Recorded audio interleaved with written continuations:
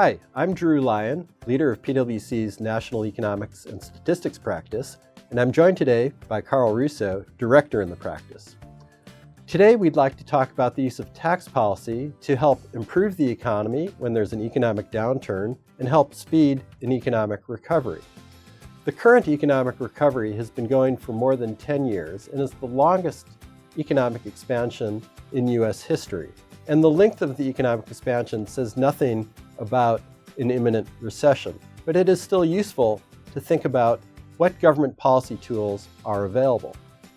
Karl, when we think about government policy to help prevent a recession or speed an economic recovery, we know there's monetary policy that the Federal Reserve is responsible for, and then there's fiscal policy that Congress and the President have to agree on through passing legislation, either increasing spending or cutting taxes. But that's not the only fiscal policy that government has.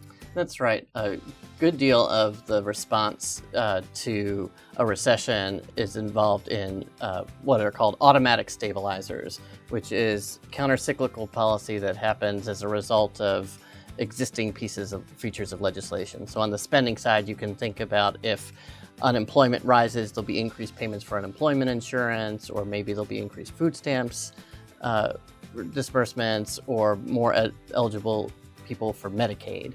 On the tax side, taxes will fall both in absolute terms and as a percentage of income during a recession because we have a progressive tax rate structure and there are phase-outs associated with particular tax benefits. And even though they're counted for budgetary purposes as outlays, increases in refundable tax credits can also be part of the tax equation.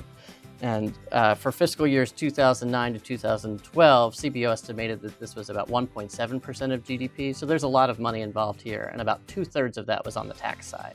Okay. Recently, there's been some discussion about action Congress might take in advance to strengthen automatic stabilizers. For example, building in triggers that government spending might automatically increase if the unemployment rate increases. Have you thought about how that might function on the tax side? Looking on the tax side, you might want to think about relaxing some of the limitations on the availability of capital losses if asset prices were to decline, or on net operating losses if businesses were to experience losses as a result of a decline in demand. And those are the tax policy tools that tax writers are going to want to be able to deploy as part of an automatic stabilization mechanism. After the 2001 recession and during the 2007-2009 recession, Congress passed a lot of tax policy intended to help bring the economy to a faster recovery. Are there lessons the current Congress or the next Congress might be able to draw from that past legislation? So people describe favorable tax policy stimulus as being targeted, temporary, and timely. But sometimes, as we've learned, there's a tension between which policy tools you're going to use on each of those different dimensions.